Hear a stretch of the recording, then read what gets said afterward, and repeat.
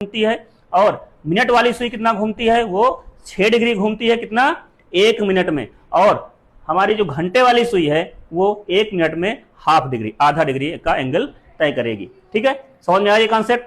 ये पहला concept note कर लीजिए पूरा, क्योंकि यहीं से क्वेश्चन की स्टार्टिंग होगी, यहीं से हम लोग बेस बना के चलेंगे और यही चीजें बार बार यूज होंगी। राइट, चलिए आगे बढ़ते हैं, आगे बढ़ते हैं हम दिस टाइप 1 में आते हैं। टाइप 1 में क्वेश्चन किस प्रकार के पूछे जाते हैं? तो हमारे यहां पर क्वेश्चन पूछे जाएंगे दो सुइयों के बीच में बनने वाला एंगल।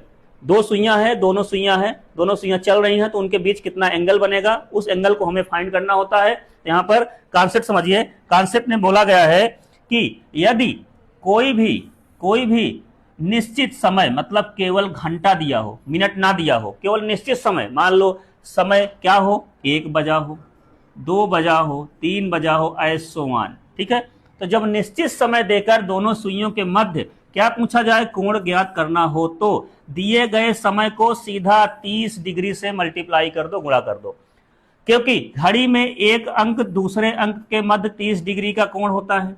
ठीक है, अब जितना घंटा होगा उतने एंगल बढ़ते जाएंगे।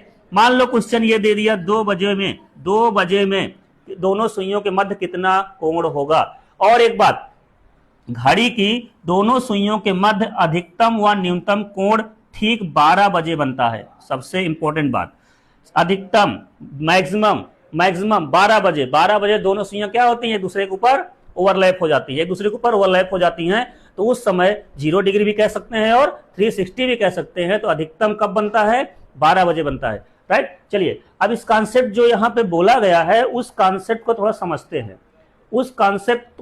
समझते हैं, कि इसमें क्या चीजें हैं। आइए, अब इसमें जो बोला गया है बात, उसको ये क्या कह रहा है, यहां पे ये बोला जा रहा है, मान लो कोई घड़ी है, इस घड़ी में अगर हमें